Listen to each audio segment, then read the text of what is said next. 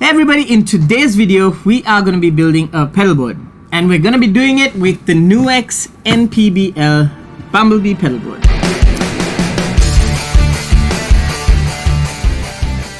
Now the BumbleBee Pedalboard series from NUX comes in three sizes. We get the npb-s, which is the small, the npb-m, which is the medium, and the npb-l, which is the large one, which is the one I have right here.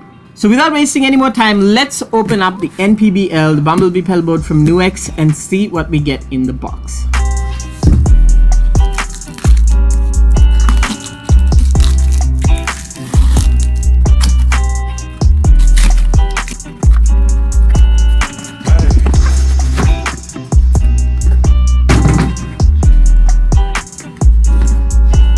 So as we open the box, the very first thing is that we get the pedalboard bag. And before opening up the rest of the pedalboard bag, let's just see what's here in this front pocket. In the front pocket, we do have a strap. We have a NUX sticker with some information. We have some tools for cable management as well as Allen keys for the screws. That's about it in that pocket. And now let's open up the board itself.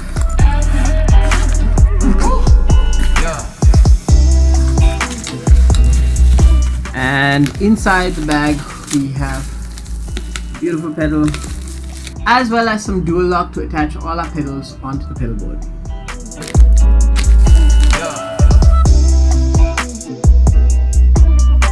So here's the board itself, and I must say this thing looks absolutely amazing and feels super sturdy. So the build quality of the BumbleBee is just amazing. The board is built like a tank and has an extremely premium polished finish. And the yellow-black color scheme looks super slick like a sports car. So I can see where it gets the name from. The board comes in three different sizes, and in all the different models we're able to customize the two tiers of the board. All the bars running across the board can be moved by removing the bolts that hold them securely in place. The BumbleBee comes with the necessary Allen key to customize it as well. Now for this build, I have a bunch of ideas for it and a bunch of pedals that I want to use. So here are some options of the pedals that I want to keep for the board. So before even starting this video, I had this idea of either using the MG30 or the Cerberus as kind of a center part for the board, and then put all the other pedals around it. But I still do want to think about this a bit more and figure out what I really want from this board. One of the most important things while building a pedal board is planning. First, you have to figure out the sounds that you want from the board. Then you have to think about the pedal order and how that's going to look like on the board, as well as the practicality of use. You may have a lot of pedals like I have here, but you don't want to just cram in as many pedals as possible, and then every time you go to press one, you end up pressing the one next to it as well. Alright, after I spent a lot of time thinking, these are the pedals that I decided to go with. First, we have the Coco compressor here, which is a tiny little compressor which I will be running into the NUX Ace of Tone, which has two beautiful overdrives. Then followed by that, we're going into the NUX Amp Academy, which is going to give me my amp and cabinet simulation, as well as a bunch of EQ tones and some reverb if I need it. Followed by which we're going to go into the TC Electronics Spark, which is going to be my boost for all my solos and lead sections. Going into the NUX Mod Core for all my modulation sounds. Followed by the NUX Tape Echo for all my delay sounds, and this thing has some beautiful tape delay sounds. And then we're into the TC Electronic Hall of Fame for some extra reverbs. And finally, the TC Electronic Mimic to run my rig in stereo and get that wide, beautiful double track guitar sound. And here's when it gets a little bit complicated, because the output of the Spark needs to go to the input of the Mod Core. Now from this tier onwards, all the pedals basically have their outputs on the left side and the inputs on the right side. So it's going to be a bit confusing running these cables, so I might have to rearrange these pedals a bit and see what works best based on wiring and the chain. And I might throw in this extra delay there, which is the NUX Time Core Deluxe, just to give me another option for delay. Or I might add this EQ pedal from Amoon, which is the EQ7, just to give me some extra control over my sound. As for power, I initially thought of using this Mosky power station, which is a tiny little power supply. It's just as big as like a normal mini pedal, but I think I might have to go for something slightly bigger because the Amp Academy and the Tape Echo both need 500 milliamp hours. So I might be using this slightly bigger power supply, and this is from a company called Flanger, which you can get for really cheap on sites like AliExpress. Just as a side note, now all these pedals up here, the Mod Core, the Tape Echo, the Hall of Fame, and the Mimic, are all stereo pedals. So I could run them stereo, but what I've decided to do is just run them mono up until the Mimic, and then just for the output, I could get a stereo output from the Mimic to give me that wide double-tracked sound. Another thing that I've decided to do is actually remove this bottom bar on the top tier and put it down on the bottom tier, as well as move the back bar of the top tier one screw down this way so that we have a little bit of room to run cables from the back. So let's just start to wire this up and see if everything kind of fits in, because what we want to do is before we even put the pedals onto the board, we want to make sure that the wires all connect, that all the connections are all right, and then we can go on into building the board. So let me just fast forward this process a little bit.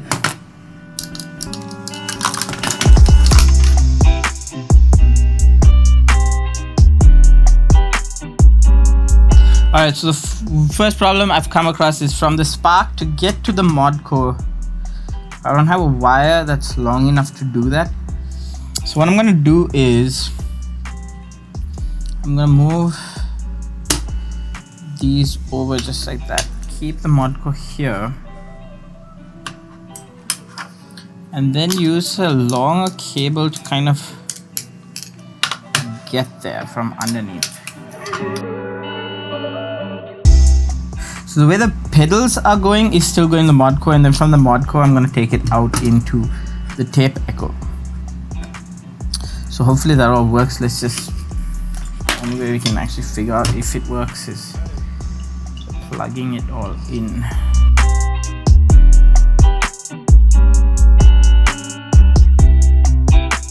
Okay, so now I'm finding out that this top tier is just a bit too crowded. So what I'm going to do is I'm going to shift one of these two down here. So yeah, I think I'm going to keep the Hall of Fame last on the chain. That should hopefully fit. Let me just put this compressor plugged in as well. Alright, that's nice. That kind of works. So this is as close to this side as possible, and then we have just about enough room to get the Hall of Fame in there too, which is great. And now we can kind of move this a bit closer to the spark. Awesome, so now we have the compressor going into the Ace of Tone, we have the Amp Academy, after that we have the spark, followed by the going into the Mod Core into the Tape Echo into the Time Core. So the Time Core has to get into the Mimic. So that's the next one we're gonna wire in. So one thing I realized is I'm gonna have to spend quite a bit of time on cable management, really, on the bottom part of the pedal, which we can't really see. It's kind of under here, because otherwise all the cables are just gonna be touching the flow and might get caught into something, and it's just gonna create issues down the line. So after I figure out that everything is working and get power to all the pedals, do a little line check, make sure all the cables are fine, then I can go ahead and first of all attach the pedals onto the board where they are, and then following that I would have to go and really worry about the cable management. So let's just wire up this last pedal, which is the Mimic. Awesome, so it seems like the pedals all kind of fit. Yeah, let's just try run some power to it and see what happens. So for power, as I mentioned earlier, we're going to be using this Flanger power supply, and that's just going to be neatly under the board over here. But before we attach it onto the board, let's just make sure that we're getting sound out of the pedal. So let me just power this on. Right, so as you can see, the power supply has power now. We just need to get some power cables, power on the pedals, and do a tiny line check.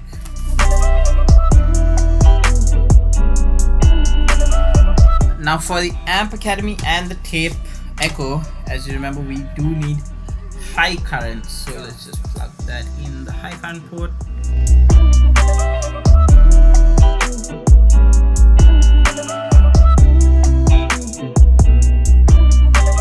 What I'm realizing now is that this pedal power supply is one port short. So I got this little daisy chain, which is actually gonna daisy chain 3 pedals. Yeah, so we can just use one, which is totally fine, and just, you know, not use the other one. That's cool. So let's take this power from the Mod Core, plug it in here.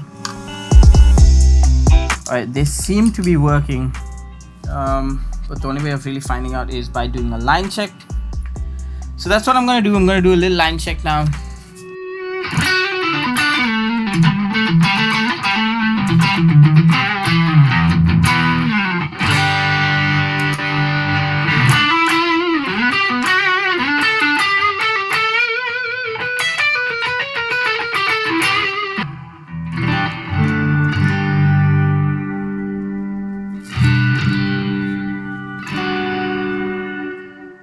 Nice. So yeah, this pedal board is sounding beautiful, like absolutely beautiful.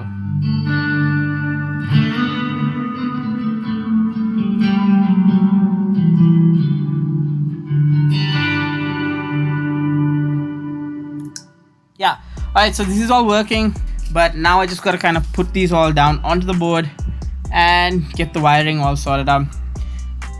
So yeah, let's see how that goes. So to start putting these pedals on the board, I'm gonna have to unplug all of this stuff.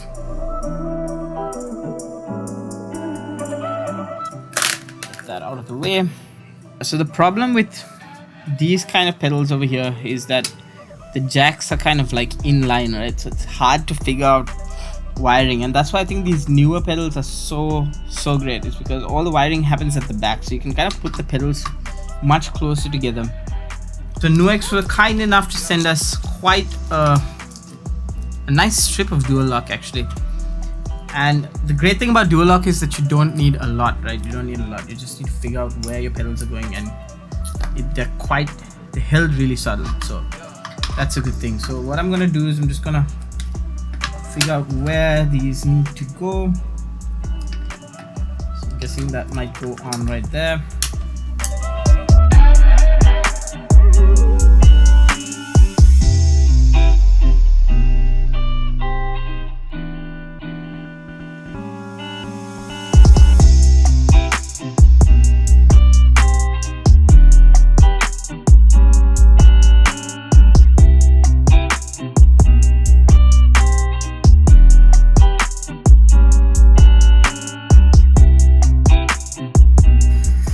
Alright, so I've got most of these other pedals all dual locked into place, and it's just the final pedal, which is the NUX Tape Echo.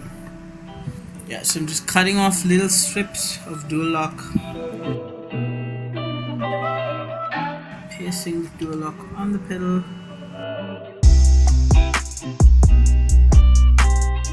and once I have the dual lock on the pedal, then I basically cut a few more strips of dual lock. Now when doing this part, what I want to do is I'm actually sticking this dual lock, this new piece of dual lock, onto the piece that's already there on the pedal.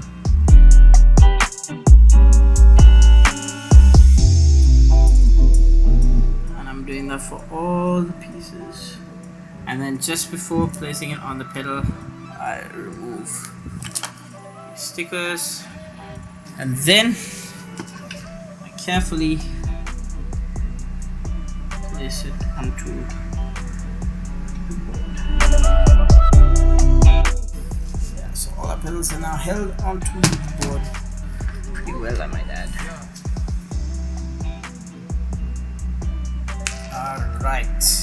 Alright guys, so we got all the pedals onto the board now. and they're held securely with the dual lock that came with the pedal board. And now it's time to get all the power sorted out, as well as manage all of these cables that are going on underneath here. So yeah, let's get to it. Alright, so for power we have this flanger distributor right here, and to get power into the distributor we have this AC adapter, which will bring power into this like that. So we also have these little clips which come along with the Bumblebee, which we can attach to the rails down below, and that gives us some easier cable management to work with. So to figure this all out is going to be quite a bit of time, but let's first attach these power cables, and then we can slowly start to manage how these wires run. So again, we're going to be doing the dual lock on the sides.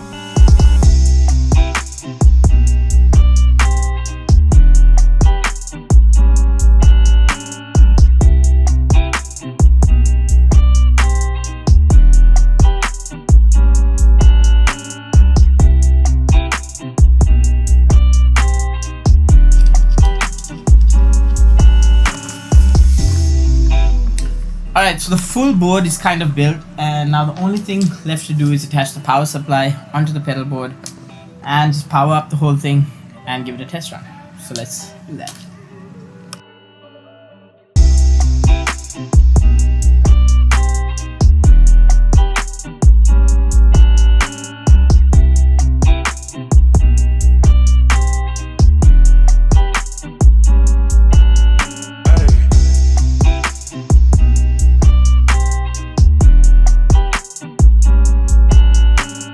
Alright, the entire board is done now, and all is left is to plug in this power supply and check out if it is all working.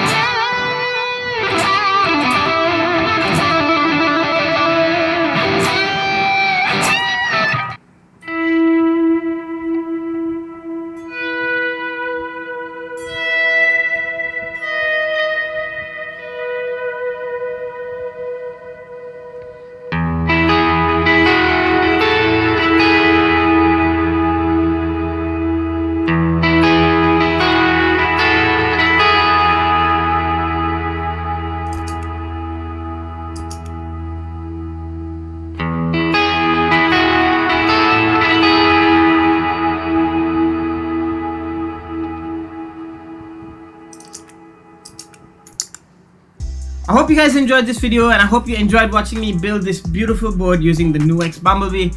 And if you haven't subscribed to the channel already, make sure you subscribe, hit that like button, and I shall see you guys in the next video.